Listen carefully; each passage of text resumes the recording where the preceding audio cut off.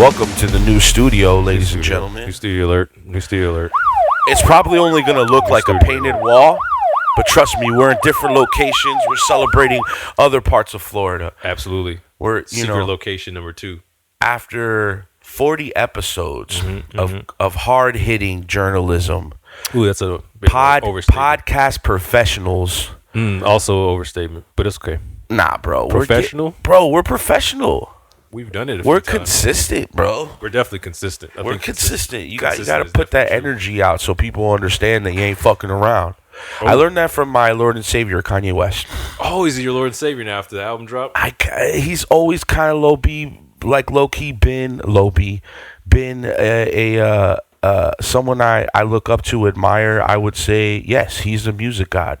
I like one song off of his new album. Nah, the new album is trash, but I respect him for taking it to that level. I once heard Jay-Z say, Kanye is like the scout in the Indian and cowboy, like in the Indian and cowboy movie, the guy that goes and so all does the reconnaissance, right? And people fire the shots at him, and then everybody else knows, okay, hey, that's not where we need to go, or that's where we need to go. You know, there's always got to be a first of everything, right? Right. So but didn't Chance make a gospel album this year? He did, but Kanye is really good at taking people's style and making it himself. Yeah, he's like the sample guy. Yeah. And I think he did like Travis Scott during like the whole New Slaves thing. He took Travis Scott's swag. Of course, yeah. And then, yeah, he definitely took Chance's swag. But I think he made it better. I like it coming from Kanye more than Chance. Why? I don't know. Chance is cool, but I put Chance in the same category of hip-hop that I put Russ in. Successful, you guys can sell shit out, but it's still a little corny to me. I will say that I enjoy Chance's cadence when he first dropped, you know what I mean? He was doing acid and he had the crazy flows and stuff like that. I was like, oh, this is something cool. Something different. My little brother, I think growing up, that was his favorite rapper. Chance the Rapper? Yeah. And so I respect him a little bit more than Russ, but now I kind of, in my mind, he's put himself in a position where you're like, since Kanye took over the gospel thing, you've turned into Pepsi, Chance. Is this competitive? Kanye is Coke. You know what I mean? So you're saying Coke's better? No, it's not better, right? But it to me, it has more. To me, it kind of tastes the same, but it has more popular appeal. Same thing you could say for the Hells Angels and the Outlaw biker gang. Do you think Hells Angels are more popular appeal than Outlaws? I think when you think of biker gangs, you're automatically going to go to Hells Angels first. As like a lay person? It's just, they're the poster child of bikers. The 1%. Sons of Anarchy. Yeah. What's the name of that? The Sons of Anarchy, right? Yeah. Well, I don't know the motorcycle club. Were they an angel? I don't know. I don't remember that. I didn't get that deep into that show. You got that season 2 or something like that. But these guys, these motorcycle clubs have been around since like the 30s, especially after World War II, where there was a lot of like GIs that were came out of the military. There were motorcycle drivers in the military. So they took that culture to basically facet their own motorcycle with like leftover parts. This is after World War II. So they're putting their own bikes together? Yeah, and that's where like biker outlaw culture kind of was born. And through that, you had Hell's Angel. I'm sure you had other clubs, but the ones that like rose from the top were the Hell's Angel and the Outlaws, the Coke and Pepsi. And another reason why is because a week ago we had Bike Week in Daytona. So this is another reason why I'm bringing this up. And definitely, I feel like Bike Week is like all year or something. I always feels like that. There's always like a Bike Week because there's Biketoberfest and then Bike Week. That's two different things, right? And you have different locations. You have a Bike Week in Sturgis, North or South Dakota. Okay. That's the Hells Angels Bike Week. You have Daytona Bike Week, which is the Outlaws Bike Week. You have another Bike Week in California. So there's bike weeks all over the place. Right, but I mean like in Florida, there's like a couple, seems like 3 a year. Yeah. But this October is the main one. There's Bike Week, right? And then there's Biketoberfest. Right. And then there's something else, right? Right. There's like a third. I don't remember the third one. You're absolutely right. There's a lot of bike events. Makes a lot of money, though, right? For Daytona, absolutely. For people around, People, hotels. Yeah. It's a big economy. Well, back in the day, kind of like the way Spring Break was wild back in the day. Remember BCR? Yeah. So BCR was in Daytona, and then, Daytona's really racist, so they got rid of the black people, as always. Mm-hmm. But they kept all the crazy white events. What's the real difference between BCR and Bike Week? Nothing. Just white and black people. Yeah, the music, maybe. But why would you discriminate against that? Like, I don't know I can't think of a good reason because the same stuff's happening. Well, the reason I bring same bad stuff, I guess. Oh, obviously the same good stuff is happening. I don't think so because you can't remember. This Bike Week was formed by the Outlaw Motorcycle Group. Okay, there are technically a club, but let's be real, they're kind of like a gang. Mm-hmm. There's no gangs that come to mind that came out of BCR. Well, they came out of it, right? So people come now with their wives, and you see women on motorcycles, and it's a family event, and everybody comes to see like the art and the culture. Right. That's what they promote. That's not what I have in my head, but I've never been to Bike Week. In my head, Bike Week, and I guess I haven't been, so this is about to come from a place of ignorance, but like beer and like debauchery. Yeah, like topless girls with American flag bikini tops and like backwards camouflage baseball caps and like country rap tunes. A lot of country rap tunes, a lot of this happening, when they have like a lot of flat asses. Maybe. Might be a couple in there, But that's what I see when I like Google for pictures of Bike Week. But you're saying it's more of a family event. Well, now it is. Back in the day, it was that. Mm-hmm. It was let's get together and basically terrorize Daytona Beach. And the thing is, it's still around. And that's why I say there's a little bit of prejudice. There's more than a little. There's a lot of prejudice there because even though arguably the BCR was a black event, right? I would come to BCR. My white friends would come to BCR. Like it was a turn-up event because it was hip-hop related, right? Mm-hmm. But there wasn't no gangs being formed. And the stretch of time for BCR was only, I think, from like 96 to like 2002 or 2003 when Bike Week started around the same time in the 90s. But then I don't know what, did the bikers like evolve past all the gang shit? I don't know. But the thing is that it changed. Those things still go on, the drinking and the debauchery, but the way it's promoted is like a, come see the cool bikes, mm-hmm. come see the artisan in the bike builders. Right. Come network, come buy parts, obviously come vacate, drink, do all that. But this is an event for the culture of motorcycles. Mm-hmm. You know what I mean? Mm-hmm. When back then it was just a gathering of crazy fucks on motorcycles mm-hmm. to go crazy. Mm-hmm. You know what I mean? Yeah, I don't know. I mean, did something happen? Yeah, like 83 murders. From the Bike Week. 83 murders or deaths? Murders, and I think there's way more than deaths. If you add just like bike accidents, yeah, way more. But because of the Outlaws Motorcycle Club and their culture, 83 motherfuckers died in Florida. Wow, because of it. This is a. But how much money was made, right? That's what's important. At the time, it was made, but the people that were supposed to benefit, like the bar owners and maybe city tax, mm-hmm. they weren't getting that because the bikers would come in. Keep it. Well, they would intimidate the bar owners and say, "Hey, we want a cut of all this stuff." Right. So there's a lot of extortion going around. The Outlaws, you said? The Outlaws, and the leader of the Outlaws is this guy named Harry Taco Bowman. Well, his name was Harry Bowman, right? But they call him Taco. Why'd they call him Taco? Because he looked like a beaner. A beaner? Like he looked like a Mexican which person? Is a slur for Mexican people. Mm-hmm. And the reason why I say beaner is because that's how they described him. His own gang described him as like a Mexican. Was he actually Mexican? No, he was white. Because you're not allowed to be part of a biker gang unless you're Aryan. White, Nazi. They don't really accept. I'm sure there's other clubs that are inclusive. Wait, you got to be like hateful? Or you have to be white? You have to be white, but followed by that white, you got to have a little hate in A little hate in there? You got to have the hate. It's like that extra sazon. I guess it's kind of implied sometimes.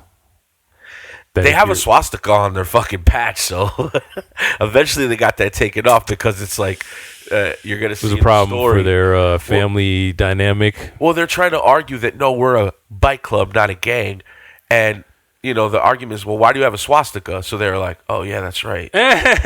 So they took the swastika off their patch so that because Bet you they hated that shit. Remember how we talked about some of the gangsters in some of the episodes? Remember we talked about the Rico Statute, which is the organized racketeering. Yeah. It was a law that was invented by the government to go after the mob. Right. Well, they try to use this law against biker clubs and first against the Hells Angels, and the Hells Angels won against the federal government because they couldn't prove that they were organized. They said, yeah, we're nationally known, but each club from each state or each city is independently their own thing. So they actually beat the government. The Outlaws were a little dirtier. Again, the Coke and Pepsi dichotomy, right? The Outlaws felt like they were number 2 to the Hells Angels, so they felt like they had to turn up more. And the person that made them turn up is their Hitler, Taco.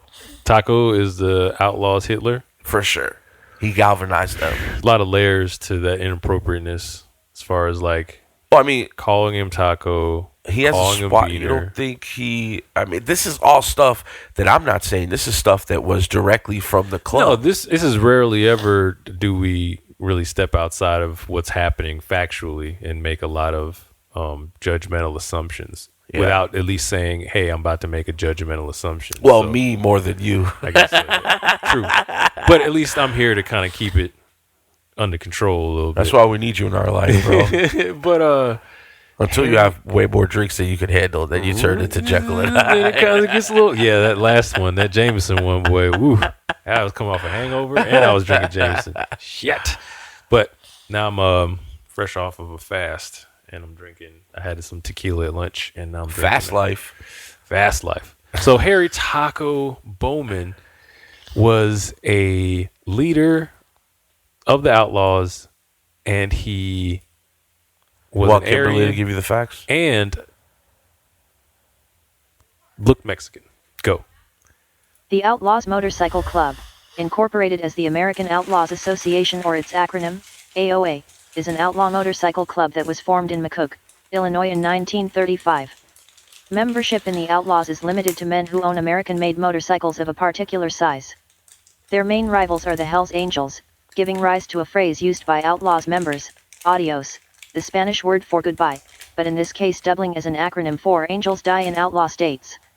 The FBI's 10 most wanted fugitive number 453, Taco Bowman, known world leader of the AOA, in prison since 1999 for 3 murders, was the international president of the Outlaws Motorcycle Club. Put in work. During the time that Bowman was a fugitive in 1998, it had chapters in more than 30 cities in the United States and some 20 chapters in at least 4 other countries.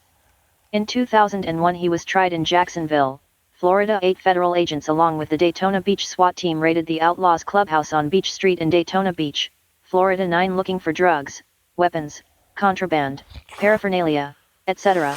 They tore the Daytona Beach clubhouse apart for the better part of the day and found nothing citation needed, but removed as many of the club's pictures and any other possibly identifying information as they could find. Federal agents also raided a home in Ormond Beach and 2 other clubhouses around the state. The search of the Jacksonville clubhouses netted federal agents 60 weapons including pocket and kitchen knives. U.S. Attorney General Alberto Gonzales announced a Detroit grand jury indictment of 16 of the Outlaws National Club's members. 10 The Detroit grand jury indictment included various charges, including assault and drug distribution. 11 Outlaws leaders and high-ranking members of the gang were arrested after a 5-year investigation. The FBI said several gang members were charged with conspiracy to commit assault on members of the Hells Angels Motorcycle Club in Indiana. Paul Anderson, 44, president of the Cross Bayou chapter in Pasco County, FL. Paul Anderson was shot while idling in a truck at a red light, deputies said, by 2 motorcyclists from a rival gang, the 69 ERS Motorcycle Club.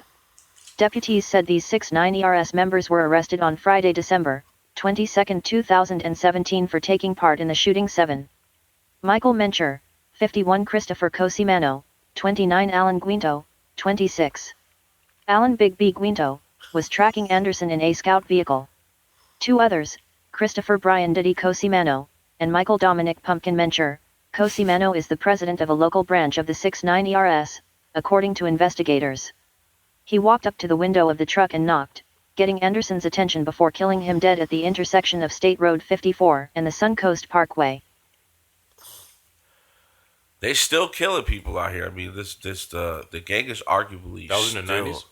Well, the last murder was in 2017, but they've been hacking people since at least the 60s and 70s. So the 69ers are still out here killing people in 2017? Yeah. For what? Because of territory? Yeah, and just, being the hardest gang. It's a lot of pride, machismo. Really? It's not about drugs and... Well, yeah, there are territories and stuff like that, but the majority of it is, my biker gang is the hardest gang, and I'm going to take you guys out. When I take you guys out, then I'm going to take over your drug turf and all that, but it's mostly a pride thing. Man. They call themselves the 1 percenter because in the 50s, there was this propaganda about motorcyclers, and this guy from the National Motorcycle Association, I think, he said, only 1% of the bikers are actually outlaws. Everybody else are nice people. So don't be afraid of these bikers. So a lot of the people that have pride in being an outlaw or being a Hell's Angel and taking it to the extreme, they call themselves 1 percenters. Why do they take pride in being outlaws? Because they're fucking evil, bro.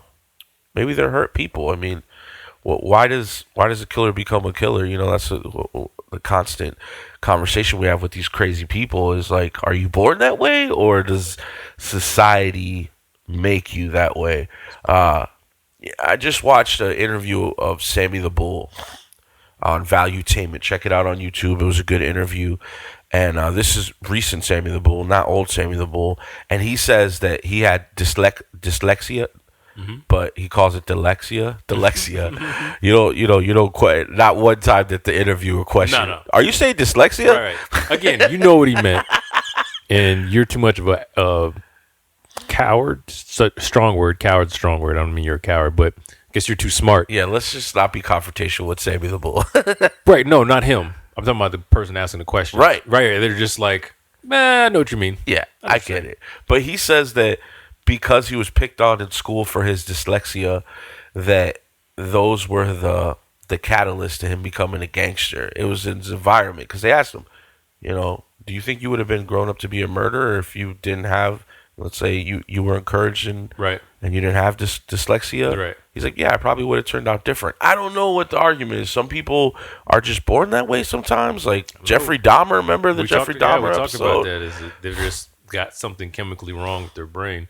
But I think when there's something chemically wrong with your brain, that it's going to manifest itself into some sort of extreme behavior.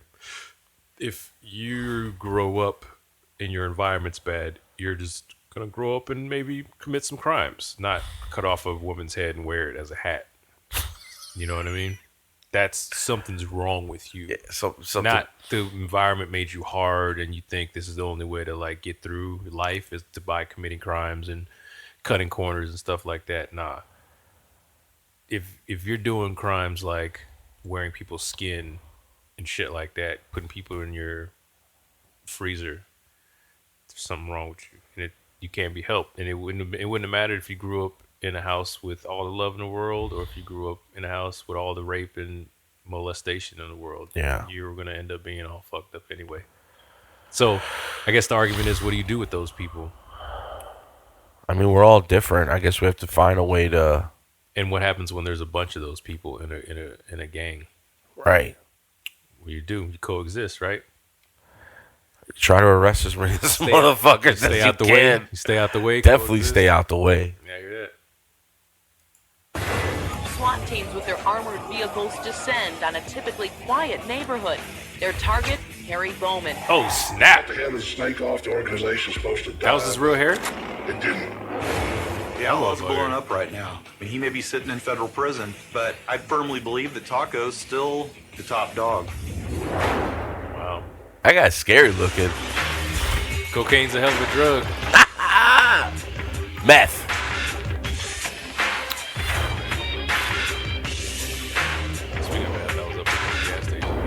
Now on Gangsters, Harry Taco Bowman, the ultimate outlaw. Imagine being killed by somebody named Taco. Wow, man. Can never live it down. Daytona Beach.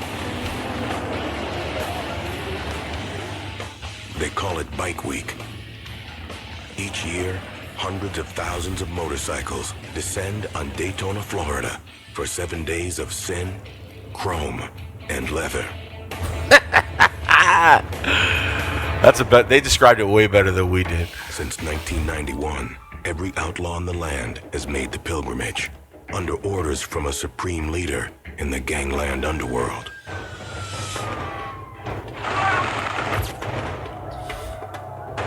Bike Week belongs to the Outlaws, or they think it does, and they'd all come here. I mean, you couldn't walk down Main Street without seeing Outlaws. For 17 years, the leader of this pack was one Harry Bowman. They called him Taco. The FBI called him a gangster and put him in their own exclusive club, the 10 Most Wanted list. Damn. That's like Taco that's like being valedictorian and indicted for shit. murder, attempted murder, and violent racketeering acts, A little different. including kidnapping, extortion, firebombing, and drug dealing. All on behalf firebombing was of its his own crime. outlaw I nation. thought that was like part That's- of some sort of vandalism. That's his arsenal kit. He's like a member in Grand Theft Auto. He gets firebombing. Molotov cocktails.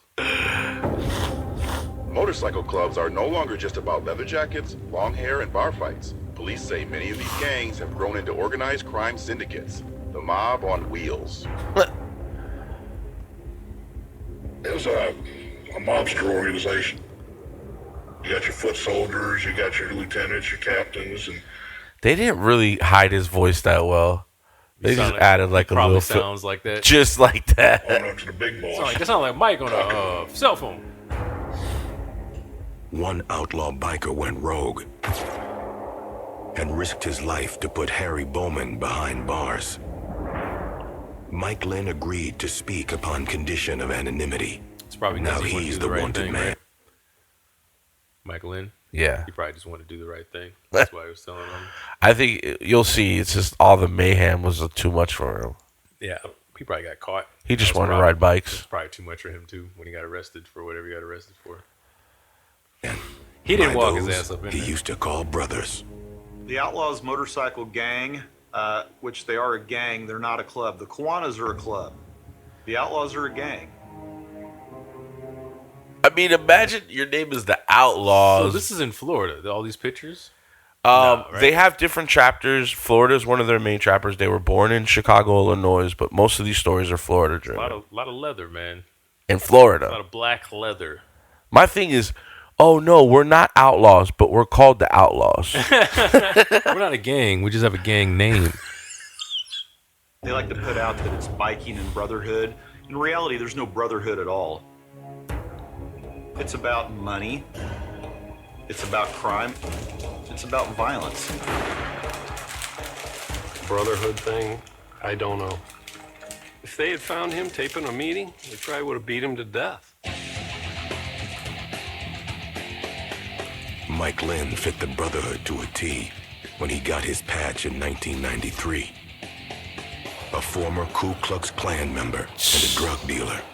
He was white, he owned a bike, and he knew how to earn. A good outlaw makes a lot of money. That's one of your prime things. You can't be an outlaw unless you got a pocket full of money. They'd do anything to make a dime. Drugs, steal motorcycles, intimidation, extortion, run women, prostitution. Prostitution. Anything else that they can put their claws into that's going to earn $1. That's what they're about. Membership in this gang is all about proving yourself. With every outlaw motorcycle gang, you're going to have some kind of a hang-around period. Coming in off the street's hard to do. Everybody's so paranoid about law enforcement infiltration. Upon invitation, the hang-arounds become probationary members. You wear a probationary patch, it says probationary outlaw. During the probationary period, you're going to do very menial tasks. They keep these guys up and running. They might have you up 48 to 72 hours straight, getting beers for members, serving food, doing whatever full patch members ask you to do. That's when you basically become a slave. Anything they say you got to do it, they're beck and call 24 hours a day. Damn, you gotta be in some like shit. One of Mike Lynn's first orders as a probate was... you gotta be in some shit to like invite that. I guess it's sort of like a fraternity though. Yeah. But most of these guys aren't running Fortune 500 companies. Nah. That's what happens after a fraternity most times. They're riding on 1,000 cc's of power. Right. These guys are just definitely into some like low level crime.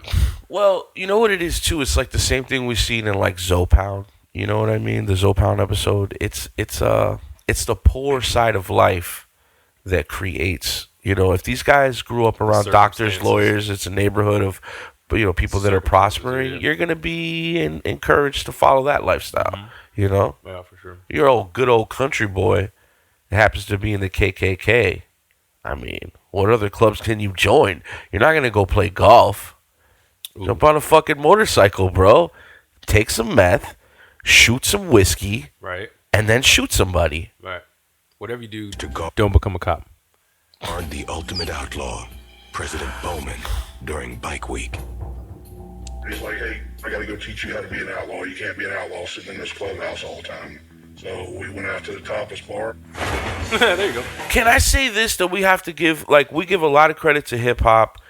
The Atlanta strip culture is fucking crazy, but if we learned anything from the Uncle Luke episode, if it wasn't for bikers, we would have no strip clubs, Thompson. Bikers started the strip club revolution. Frequented, made it popular, kept it up and running until the rest of world caught up with how amazing it was. Okay. Shout out to biker gangs and strip clubs. We'll give them that. Sure. Thank you, Bob. They picked up the best looking girl in there. Oh, that's definitely Daytona. I had to close off the bathroom and I let the regular civilians go in there when Taco was in there snorting. He was a real happy guy most of the time when you see him. He was high. It's like he laughed a lot. It was weird. During Bike Week in 1992, Taco ordered a kidnapping. The man was a friend of an outlaw who punched a member. Once captured, he was thrown off the balcony of his third-floor hotel room. It's not that bad. He's just his friend. The guy didn't even do anything. But it's like third floor. You could survive that. Depends on how you land, I guess. But you're definitely not walking away. Yeah. You think it was really kill him or just show him a lesson? I think the fourth floor, fifth floor is killing. Third floor is break some legs. If he died, that wasn't supposed to happen. Third floor is definitely the last floor before those chances. 30 feet. Beyond his reputation and his impulsive nature and drug habit, Mike Lynn immediately noticed another glaring difference between the leader and the pack. When you would look at Taco, he had this weird little shaved mustache. He looked like a Mexican. If you'd seen him stand between 20 Mexicans, you wouldn't have been able to tell him apart. People thought he looked Hispanic or Mexican or whatever and called him Taco. Really, when you deal with nicknames with bikers, a lot of times it's just dumb things. From what he had told me one time when he first started out, he was a stinking Mexican, and then he graduated to being a beaner, and then he was the boss, and he's just Taco. But the funny part is he's a white guy. Right in the bylaws, it says you have to be a white male. He was white. He's the boss, so they must have voted him in. I wonder Club didn't have a problem. If there's ever a moment when they're gonna have other races in there. Well, there are biker clubs that are open into the Outlaws. I don't know. Maybe now. Just because it's older, and I wonder if there's some sort of. Because are they a legal club? Or are they registered shit like that? I know the Hells Angels actually copyright their stuff and sell T-shirts and stuff like that. Is it legal for them to discriminate? Oh, that's a good question. I sue the Outlaws? That's a good question.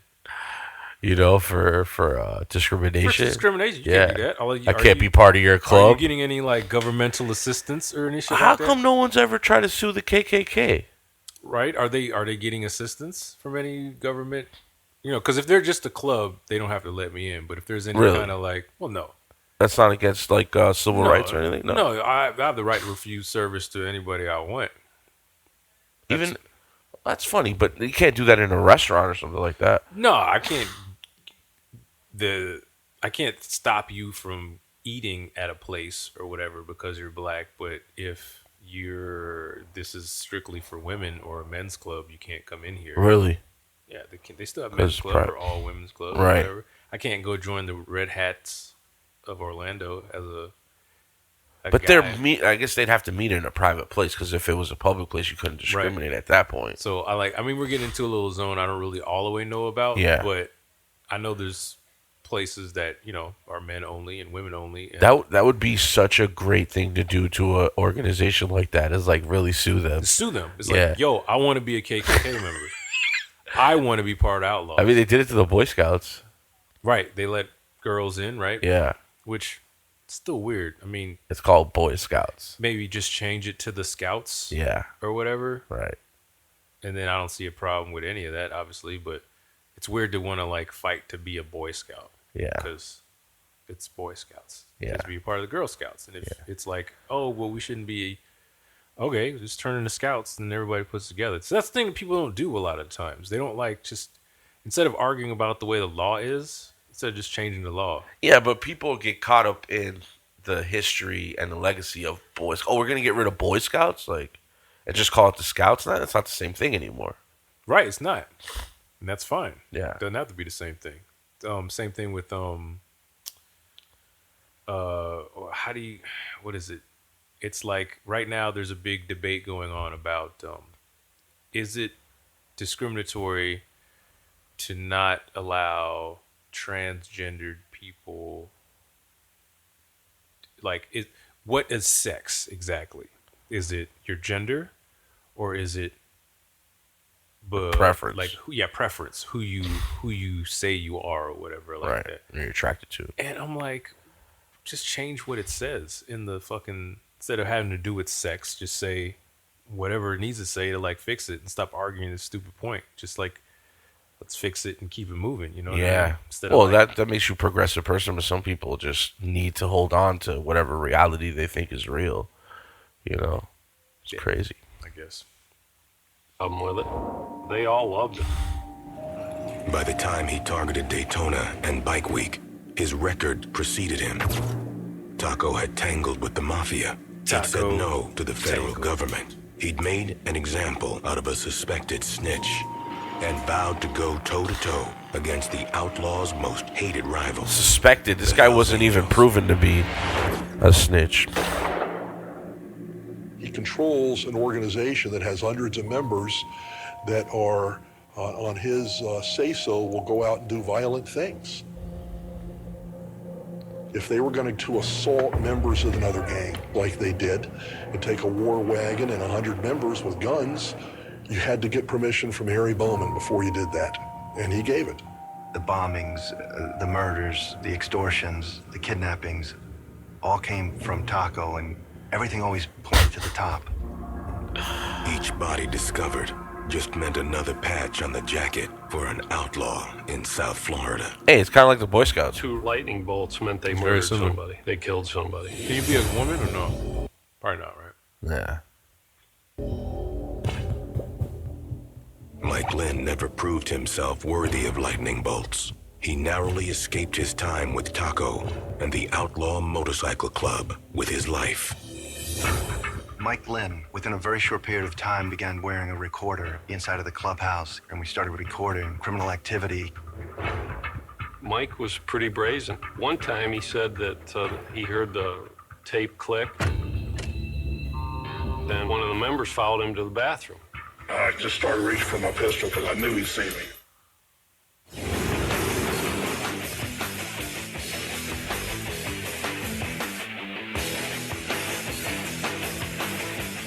I'm sure I'm famous in the Outlaw Nation because they would love to get a hold of me. I'm #1 on their hit list. In 1993, Mike Lynn was sworn to protect the boss, Harry Taco Bowman, international president of the Outlaws Motorcycle Club. Harry Taco. Such a not intimidating name. Which just means hairy pussy. A responsibility that came with membership. Any outlaw out there had to protect the boss because every Hell's Angel, they would love to have his patch sitting on a wall somewhere. Since 1979, there have been at least 15 murders connected to biker gang violence. The Hells Angels are the enemy of the Outlaws Motorcycle Club. That's been a long-standing war between those two clubs. A lot of the members themselves don't even know why the hatred exists. You can go ask a Hells Angel or an outlaw, hey, why do you hate these guys? Reminds me of the Bloods and the Crips, bro. No, man. Because they're Hells Angels. Dumb question. They can't tell you. It's a war over territory and prestige. A schoolyard fight between bullies taken to the extreme. Harry talking. Ultimate outlaw. Everyone in law enforcement would tell you that the number one outlaw motorcycle gang in the country is without a doubt the Hells Angels. In the world, for that matter. If you wanted to match up just man for man, so I think Outlaws the is like. Did you say the Outlaws and the Hells Angels? Hells Angels are number one, and then the Outlaws fall behind you. Probably a more violent motorcycle gang than the Hells Angels. The Hells Angels are so much more sophisticated, wealthier, and the way the Outlaws do business, I think, is probably one of their greatest hindrances to being more successful.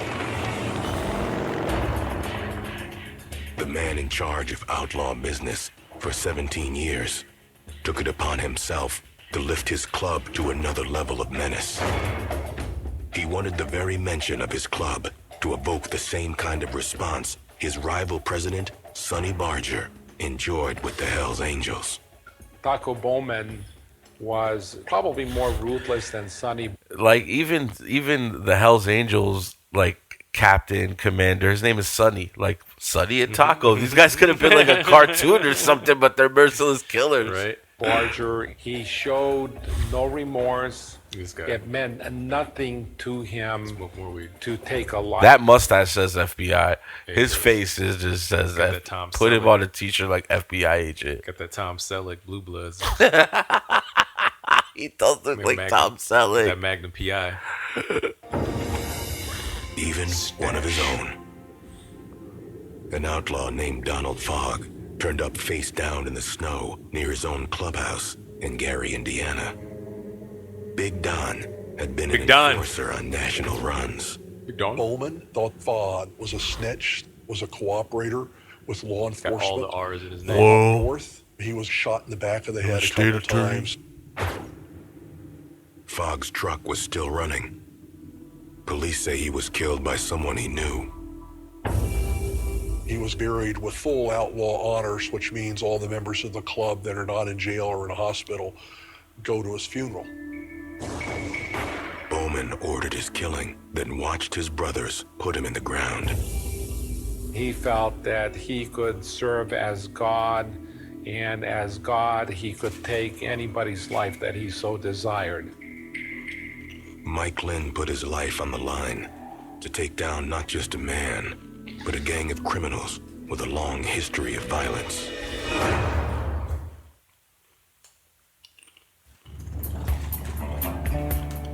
The Outlaws Motorcycle Gang like to say that they evolved out of the McCook Outlaws, which were established in 1935 in McCook, Illinois, at a place called Matilda's Bar over off Route 66. The guys, they kind of filled me in on a lot of the history stuff that I didn't know about. Back then, we were about friendship, brotherhood, women, partying, the good stuff, you know. Goals. Hot dogs the with McCook my girl. Outlaws were more of a mom and pop outfit. Men and women both wore patches. Not really a known criminal Smoking element. joy. I think to say that they are, direct descendants of that group. That hair, huh? Doobies. It's a little shaky. I think every outlaw motorcycle gang wants to be Probably the does oldest, Quaaludes. so they're going to try to predate Hollister. Till 35. Hollister refers to a 1947 Independence Ohio. Day party in Central California that got out of control and created a movement. Damn, the motherfucker got all The American beer Motorcycle Association was hosting a gypsy tour What ends up happening out of that is you get a member of one of the groups that gets arrested for probably what we would equate to being drunk and disorderly. He's got 2 beers. He's got a 7-man police element working Hollister. Riot kind of breaks out. California Highway You know, drunk driving is a terrible thing. Let me start by saying that. But drunk driving on a fucking motorcycle, you're a fucking retard, like serious retard. You're a retard across the board, driving drunk, period. But in a car, you somewhat, and I'm speaking selfishly, you're somewhat protecting yourself because you're in a fucking car. But in a motorcycle... At least in a motorcycle, you probably, there's more of a chance you won't hurt another person. You think so? Drunk? Yeah, just because you're mostly all the damage is going to be done to you and the person's car. But if you're not hitting the other person's car with a car, I would say there's less of a chance to like fuck your world up or fuck their world up. I mean, unless you're on a sidewalk or something. Yeah, unless even if you hit a car, you could like cause some problems, but there's less of a chance if you're on a motorcycle. So if you are going to be an asshole and drive drunk, do it on a motorcycle. It's the kind of same argument: helmet or no helmet.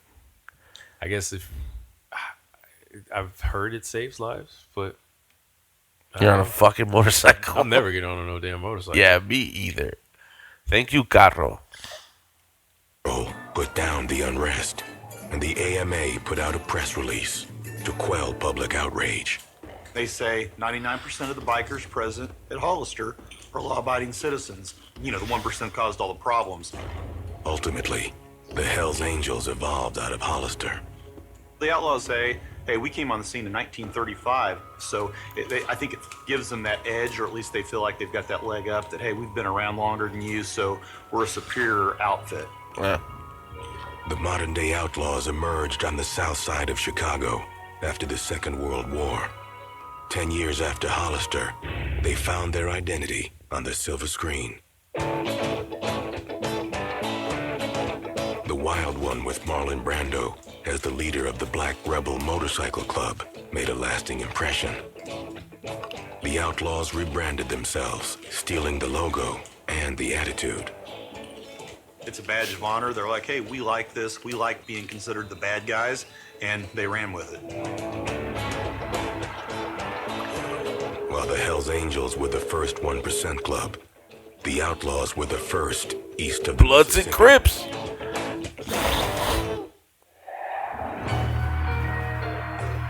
Harry Joseph Bowman came from the tiny town of Marysville, Michigan. Population 9,000 and change. His early life is a mystery. Taco made a name for himself in Detroit, where the Outlaws specialized in managing strippers and collecting debts for the mob. Members of organized crime in Detroit had targeted Taco and in fact made some threats that Taco perhaps needed to be eliminated. I remember when they indicted several mafia bosses up in the Detroit area, that there was a conversation that there'd been a hit out for Taco. He'd been interfering in some illegal gambling operations of some sort in Detroit. The FBI agents went out and approached Taco, in part to solicit his cooperation. He did not cooperate with the government. Instead, he started riding with bodyguards and staking his claim to one of the largest motorcycle rallies in the land. Well, the reason Daytona Beach is so important to the Outlaws is the Hells Angels really control the Sturgis Rally. The same way with Laconia. That's kind of been the Hells Angels rally too. There were no Hells Angels chapters in Florida. Yeah. Bike Week is arguably the biggest motorcycle rally in the world. If Harry Bowman was going to put his gang on equal footing with the Hells Angels, he needed his Outlaws to take over Daytona. Taco really took the war to the Hells Angels. You know, we're going to go after these guys. We're going to go toe-to-toe with them. And a lot of these guys said, yeah, this is what we want. This is what we wait for. Is someone to stand up and lead us. That's why we sit around someone and that'll shoot go into guns and battle drink with and us. smoke or train so we can go to battle. Yeah. It's crazy, like, how simple-minded all these underground criminal elements are. They always, it's like I said, Bloods and Crips, you know, the Genovese family versus the Columbos or whatever, Hell's Angel versus, you know, Outlaws. It's like the same structure. pick your gang, fight against. We're all the same people. We're some fucking white guys on motorcycles. Yeah. You know what I mean? We're in a poor neighborhood. We're gonna shoot each other. We're just gonna claim these different colors and fighting over scraps. It's prideful. Yeah. You know, and they all end up dead or in jail. I guess it gives you something to like work toward in a weird way. Are people just generally built stupid like that? I think so. I think we've proven it's that. It's the 1%, right? We've proven that over. Not and over, a lot of them, and over and over and over and over again. Yeah. People are dumb as shit. And they belong in a Norway prison. Dumb. Well, no. I think if I do a crime, I belong in a Norway prison. Everybody else needs to go to Detroit or Chicago. San Quentin. Chicago. You know those the jails in Chicago that aren't jails? Never heard of that. Where they like lose people on purpose. Apparently there's like these buildings because of all the like empty buildings in certain parts of Chicago, but it's prisons.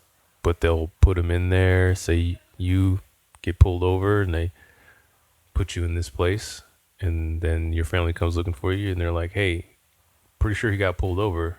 It's like, nah, really? I don't know where he's at. Only in Chicago? That's where I saw it. Or that's where I saw it. A couple stories on it. Nah, but I definitely I would believe that in like a third world country, but America, that's crazy. It's all with because it makes money, you know. That whole town apparently is super corrupt. Oh, it's like a little town in Illinois. Well, town, I say Chicago because the whole history of the government there has been corrupt and conspiracy and stuff like that. But apparently there's several little like places, buildings that are making money as far as like the prison industrial complex, but they're like losing people or something where they just put them in there and they don't know, like in Iran, you know. Well, remember during Katrina? Yeah. There was like 5,000 inmates that disappeared. Yeah. I mean, arguably it's because of the weather and stuff like that. But it's not the weather. It's just that's the thing. That's scary, bro. It's super scary. But apparently that happens a lot. But I was hearing about another thing in Iran where they were giving people 23-hour lockdowns, or this guy gave him a 23-hour lockdown until he pled guilty to the crime. Until he pled guilty to the crime, he wasn't allowed to come out. That doesn't sound like super surprising in Iran. You know, it's Iran. You know what I mean? But like a similar sort of thing apparently is happening in places like Chicago or in the rural area outside of the main area of Chicago, where people are just sort of getting arrested for parking tickets. Capitalism, that's its fault, they just bro. get stuck in the thing, and nobody's like, we don't know where he is because they're not even acknowledging that these places exist. And the government's obviously funding these institutions, so that's why they're arresting people. Is that what you're saying? Probably privately funded, right? I'm assuming. But I haven't read that story in a couple years. But yeah, I would think so. It is scary because it happens all the time, apparently, you know, and they're making money off of it because the more people you have in your jail, the more money you're making. That's the shitty side of capitalism that you got to get rid of. You know what I mean? Like, we can't make money off of everything. But yeah, certain times when we're just not looking to make the most money or matter, like schools, I don't think should have to hit a mark. How are you even making money in a school? You know what I mean? Like, I don't even get it. But that's one place. Police stations, you know, shouldn't be about making money at all. It should be about making people better.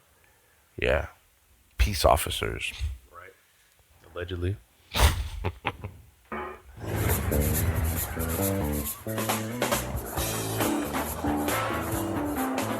Daytona's bike week. Think we get our ass whooped for asking for an interview from an outlaw? Maybe.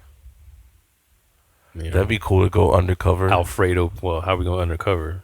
You're not a white dude. You're closer to a white dude than I am. Yeah, that's true. I guess technically, I'm closer to a white dude than you are. For actually doing percentages. I'm actually Taco's son. For actually doing like percentages. He fucked my mom like way back in '92. Way back in the day. In some hotel in Daytona. Right. Neutral ground. Anybody and everybody can come here and not have to worry about it. And then in 90, the Outlaws established a chapter here and started calling Daytona their own. And, of course, the other clubs didn't like that. Taco Bowman could care less. The international president of the Outlaws Motorcycle Club had a master plan for his minions. Incite violence, claim territory, challenge the supremacy of the most famous motorcycle club in the world, the Hells Angels. They had Sturgis. He wanted Bike Week. I'd ask him point blank, what are you doing down here? And he'd say, none of your effing business or whatever. And say, nice to see you, Taco, and walk away, you know? But he knew I was watching them. Keeping tabs on them was my primary responsibility. Like Bill Gates, Jeffrey Dahmer, and Gene Simmons had a baby. Daytona with a clubhouse right off Main Street on the 50th anniversary of Bike Week. There were 3 main bars at that time. We just passed Froggy's, Dirty Harry's right here, and then, of course, the infamous Boot Hill Saloon right down the All these places still open. What if Dirty Harry's served Harry tacos? They got a taco. What if they had drink? Yeah, what if they're missing an opportunity? Yeah, to serve a Harry taco. I don't even know if I see a lot of, like, again, like nowadays you don't really see like biker gangs. I'm sure they come, but it's not like they're waving their flag like back in the day. Some of them wave their flag still. Yeah, well, then again, I don't really go to my whole interaction with Daytona Bike Week is just driving around looking at bikes. Like, I haven't been that, you know. Some people just sort of do like fundraisers and stuff for the children. Yeah, you know, trying to save the world. You know, but some of them. Never mind. Go ahead. These bar owners, they were beating up patrons. They tried to intimidate the owner of the Boot Hill to giving him cut on his, T-shirts, hats, stuff that he was selling. The power play garnered the Outlaws federal recognition.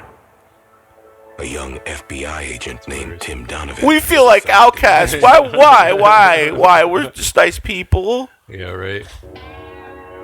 Tim Donovan, was that from that movie? When we started the investigation, it was really just me and Mickey Powers from Daytona Beach Police Department.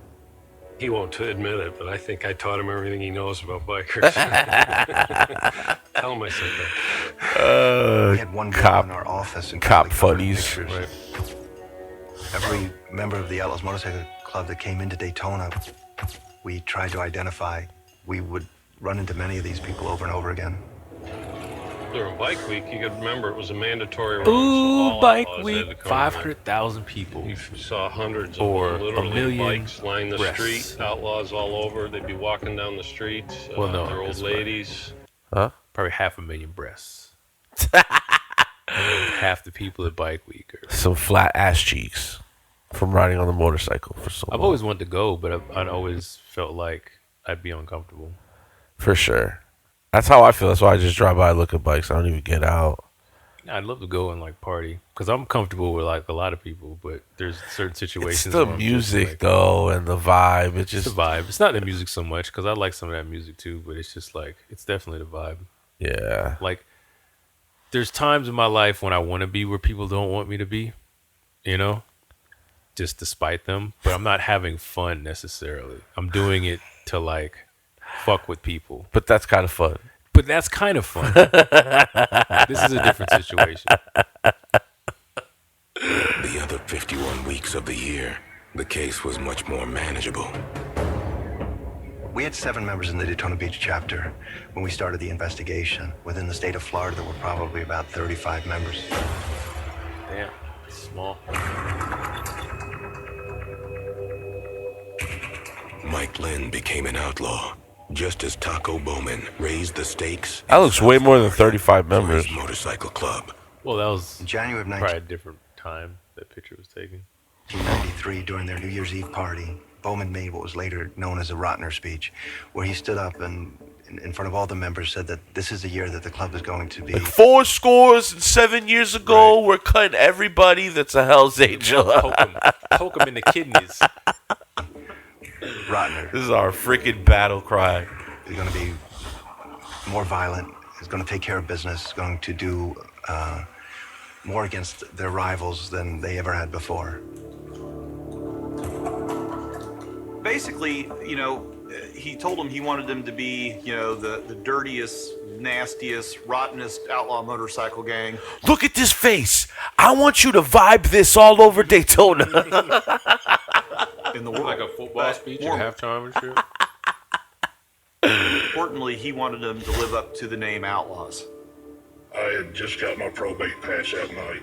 That's one of the things, as soon as you get your probate patch, you got to go around to all the members and introduce yourself. Hi, I'm Mike Probate from Daytona Beach. I'm Mike Probate. Taco that night. 6 months later, Mike Lynn would be working undercover to put Bowman away for life. Like, we still haven't, they still haven't said, like, why Mike is in the situation that he's in when he's telling. Well, they're about to. Oh, okay. They called me down. I was on guard duty.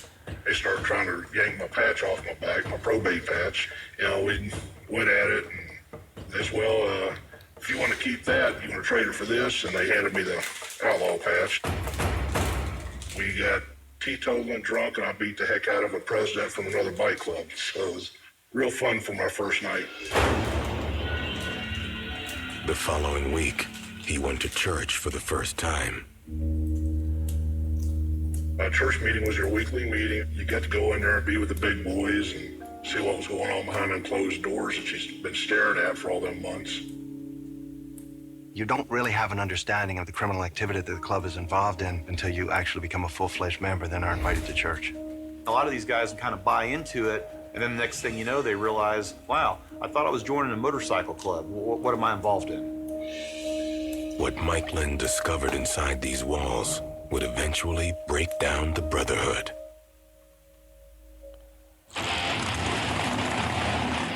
First couple of weeks, we'd start talking about doing all this surveillance on the Warlocks. The Warlocks had come into South Florida with an allegiance to the Outlaws' sworn enemies. They were selling drugs on behalf of the Hells Angels in Florida. Taco had made it clear that Florida was now outlaw territory. They had the word Florida written on the bottom of their patch, and the Outlaws' mentality was you can't have the full word, you can abbreviate it, but the full word belonged to us. Wow. That's so petty. You can't have the fucking word, bro. You can have FLA, but you can't have a word. Better yet, write FL. Take the A off, motherfucker. That's too many letters. Whoa. We're going to find out about the Warlocks in another episode, but this is the damn prideful shit that you see in all these low-level criminal syndicates. Yeah, man, that's the other thing. That's the whole point. Not the whole point I was trying to say earlier, but that's what I was trying to say earlier, where it's like, but you ain't even big, though. Yeah. Like, what are you fighting over? What are you killing each other over? You got the government looking at y'all like, what's happening? Like that lion when the lady jumped across the fence. The lion's like, where's her hall pass? What the fuck is going on right now?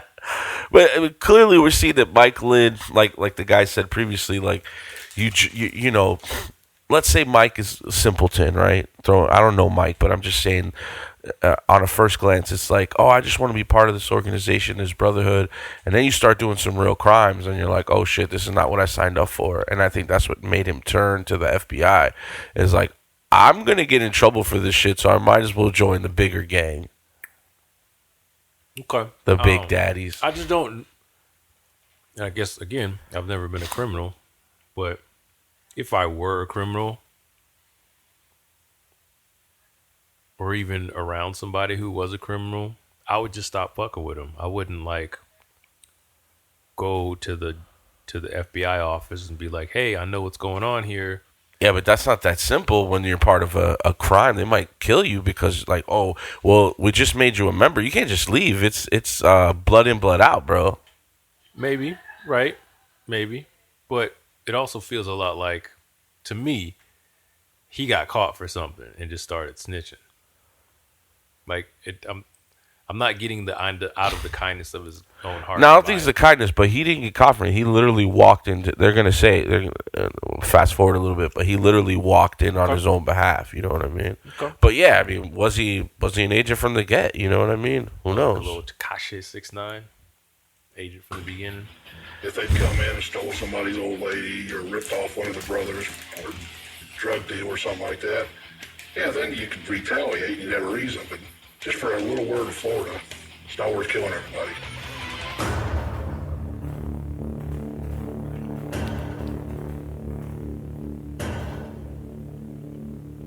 On October 18th of 1994, members of the Daytona Beach Chapter of the Outlaws Motorcycle Club went down to Brevard County. They built a bomb out of 5-gallon jerry can full of gas with a PVC pipe filled with black powder, threw it through a window of the club and blew the club up.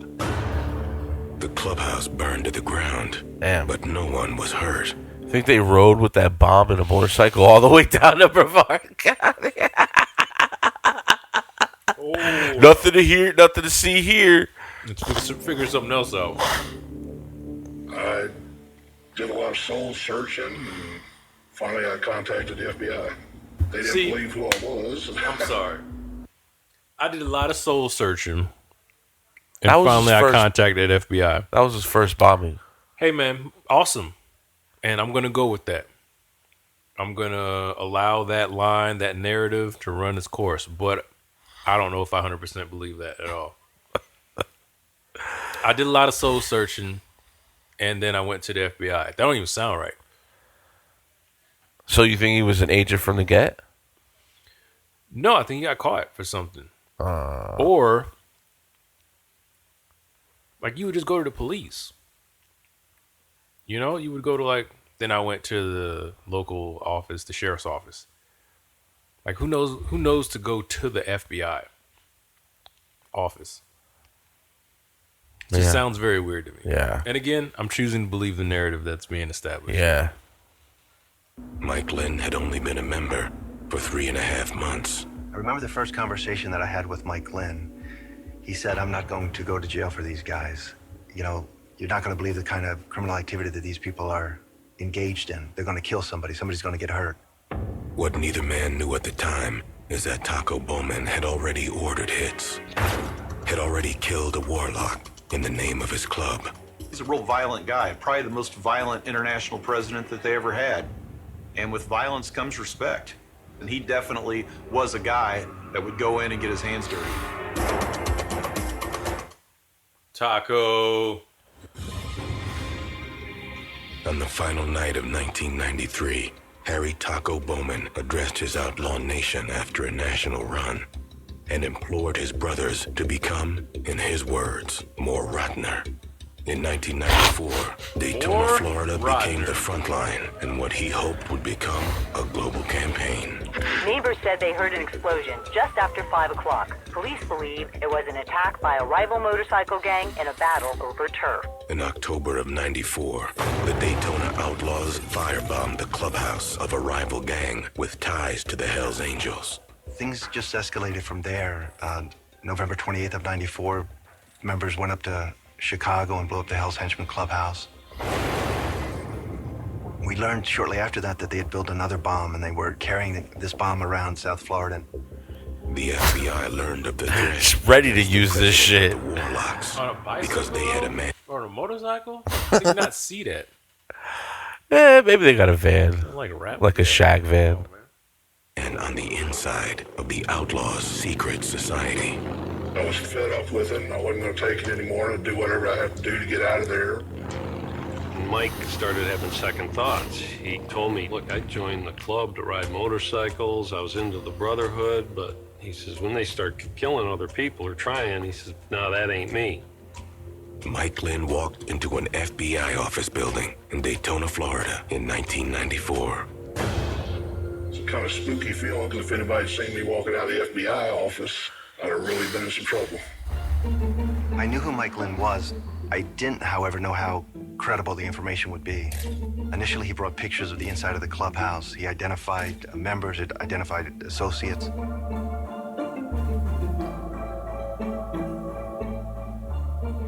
And within a very short period, started wearing a recorder. If they had found him taping a meeting, they probably would have beat him to death. We had a set of rules we were supposed to abide by that we never did. Back then, we had beepers, and we were all supposed to turn them off and leave them outside, which nobody ever done. We had an electronic device for scanning for any kind of transceivers. Basically, transceivers. If they'd done their own rules, they would have caught me right off the bat, but it never happened. It was a micro cassette recorder, and he had put it in his vest or his pocket. I had a big biker wallet with the end split open and the mic stuck up through the slit. For 3 months, Mike Lynn went to church wearing a wire.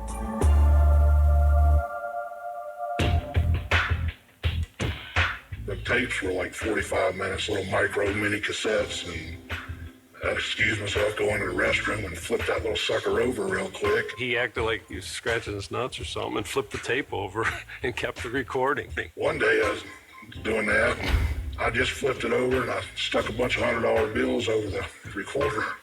I just got it set back in there, and DK is face to face with me. Stephen D.K. Lemunion, the chapter president, had followed him into the bathroom. Right then, I just started reaching for my pistol because I knew he'd see me. Luckily, it was the old gentleman's rule. He didn't look down. So that saved me. The old gentleman's rule. I don't think one of the things... Don't look at my penis. Be a gentleman. I got a recorder down here. People appreciate is how... That's what they call it nowadays. No, that's not a recorder. That's my dick. difficult it is to be associated with a group like this. There's a lot of stuff on the tapes. We're talking club business about killing this guy and blowing this guy up, blowing this dude, killing this dude, deals, blowing his friend. Extortion.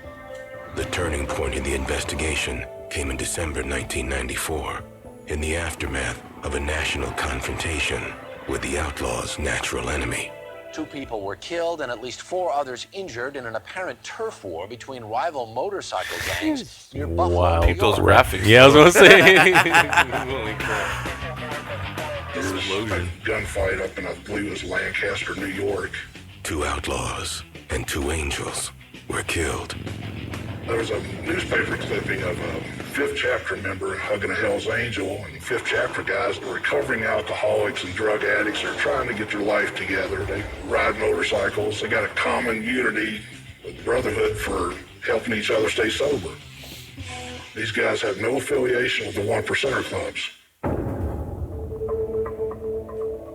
Taco Bowman sees a newspaper article where one of the members of this motorcycle gang was hugging a Hell's Angel.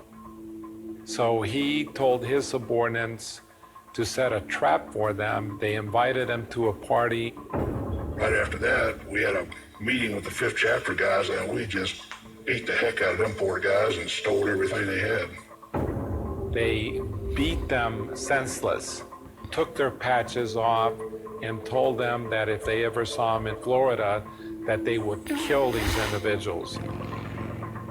They actually took the president of that motorcycle group, broke his legs. He made it out to the road and then just collapsed.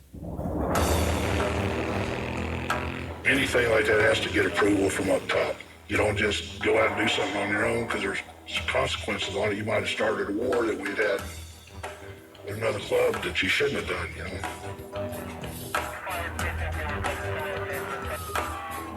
It was decided to take them down right then, right there.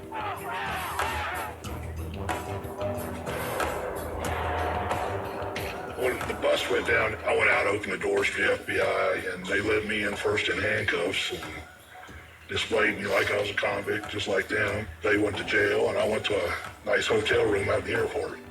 That morning, the Brotherhood began to crumble, even though Harry Taco Bowman was nowhere to be found. We put together a racketeering indictment against about 22 members of the Outlaws.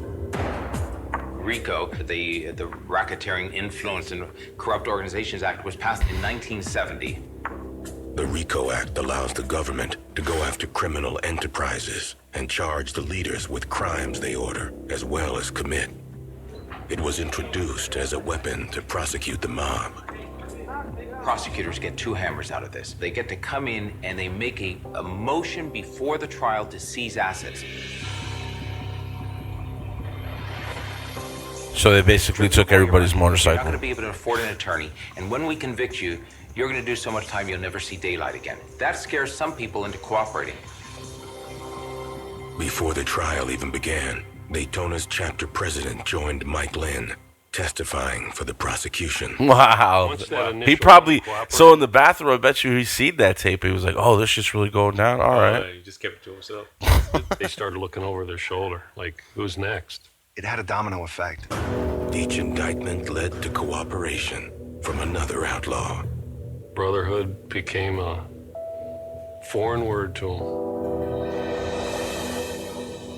You see a lot of the old timers, the more hardcore members, guys that have been in 20, 25 years, and typically those are the guys that won't cooperate with law enforcement. Modern day, it's the me generation. Everybody's out for themselves. A lot of these guys don't have any, bitch, are you dumb, let alone 5 years. They all 6'9" themselves. They got reduced sentences for their cooperation, which I don't believe was right because they murdered a fellow outlaw and kind of got off scot-free on it. Jimmy the Pimp, they didn't like him. Jimmy the Pimp! Yo! Jimmy the Pimp! What's his name? Mike? Mike's like, you guys can't be rats. I'm the only rat here. That's like not fair, guys. My thing, guys. So, the Pimp's like, I'm a rat too. So basically, that's the story. Where? Taco went on the run for like 2 years. He ended up being caught in Detroit. So he's in jail now? He's in jail now. Here or in Detroit? In Florida. Because that's where they committed the most murders. So who's in charge now? They have other, like, they've evolved kind of like the mob where they're not really killing off. There's supposedly a truce. We're going to find that in other episodes when we talk about warlocks. There's a national truce with all these biker gangs where they're like not going to kill each other. They're just going to respect each other's territories. A lot of the old timers think that, hey, we've had truces before. Shit's going to go down eventually. But right now in the current state, they're kind of like the mafia where they exist.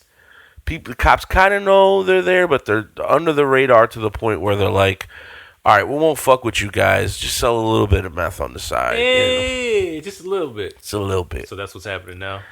Probably like, has there been, I don't know. Why can't they just ride fucking bikes and enjoy the bikes? Like, why do we have to bring all this extra shit? Well, because they like getting fucked up too. That's part of the crime? Mm-hmm. Well, when people make a large part of their life just getting fucked up, it's ego, bro. It just turns into like a next thing. And anybody who's so hateful in their heart to not include people in other colors in their organization are probably going to have issues, especially when they get blacked out drunk. They're going to decide to punch people in the face. And then what if those guys don't have actually life skills? Yeah, but blowing up, it takes, you can't make a bomb all drunk. The process of making the bomb, driving it on your fucking motorcycle 100 miles. Somebody got lucky. You cannot be drunk during those things. Somebody got real lucky. Maybe methed out. Yeah, it just woke. Yeah, up 72 hours. It's like, yo, I just made a bomb. What am I doing with it? I'm going to drive it what down do with the bomb? County. Let's drive around with it. Okay. Then we'll decide on the road. Then we get on the road and they're like, hey, let's blow up this Hell's Angels? Warlocks, yeah. Let's blow up this Warlocks thing. Hey, aren't we in a truce? What's truce mean? Blow it up. We went in, blew it up. Yeah, man, and that's so not established in Florida, but the Florida chapter is one of the like more legendary. Right. Well, Florida chapter, but like their Florida club is the what club. Really, yeah, because they like what they did to the Warlocks. Like Florida's ours. We're the top dog in Florida, right? Because of Daytona Bike Week, they were trying to. It was really like a rivalry thing with the Hells Angels, and they just wanted to make their own known, you know what I mean? Like, we are the real 1%ers. It's a stupid pride thing. It is a pride thing, it seems like. You guys seem to love all these criminal stories because we seem to get the most views on these stories. Yeah. But, there's always the same underlining theme. Views and, like, the longer, they watch it longer. Yeah. And there's still the same underlying theme. You think people are just infatuated with crime like that? Like, a lot of people are... Like us, we'd like to watch it from a distance, but maybe want to be part of it. It's that train wreck, car accident kind of aspect of it, where it's like, damn, these motherfuckers fucked their lives up for $100,000 or $1 million or whatever. Is it the spirit of real freedom? Yeah, I think part of it's that too, where Right, you like can these just sort of guys like do what the fuck they do what want. you want, how you want, and then you don't gotta speak to, or you don't gotta answer to anybody. Yeah, that's But American. It's very idealistically American. It's very un-American though. You know what I mean? American right now is getting up and going to work for a corporation that doesn't really profit you. Boring. It's generally what people do. The large majority of people, not everybody's an entrepreneur working for themselves. Rarely, if we're looking at statistics, rarely are people entrepreneurs. They're either they got a 9-to-5 that they suck, or that they think sucks, or they can just sort of got used to and it's fine. I like going to work every day and working with the people I work with and pushing paperwork. Yeah. I work in the Social Security office where I'm just like, whatever. Or I just work in the... So Dame Dash is really the real American. Right. I mean, idealistically, the real American. Because he wants to build his own name, his own thing. The ideology Fuck is there. corporation. But, not many people are able to do that. Yeah. Not successfully anyway. A lot of people try it, but nobody actually can like fully live like that. A true, free American. Yeah. Well, I guess the moral of the story is motorcycles are better for just cruising, riding, and white people love that shit. How about don't put a sociopath in charge of your business. Of a motorcycle? Of your business, whatever it is. Of your club? Make a sane person in charge that makes sane decisions. So if they would have been open-minded and they allow all colors, you think there would have still been like what gang is there? I don't think the fact that they were racist had anything to do with why they were good or bad. Well, do you think that like being a white person and being in the Bloods and Crips is kind of, like, I know there are white Bloods and white Crips, but they're really never, I think they're really accepted. Like, look at the Tekashi shit. You've seen Tekashi wear the blood rag, and you're like, they said this guy's Mexican. They said, I don't think I said it, but they said it in this little doc here on how violence and shit like that got you respect. So if this white person is beating the shit out of people and scaring people like Tommy from Power, then maybe, might be in charge of shit.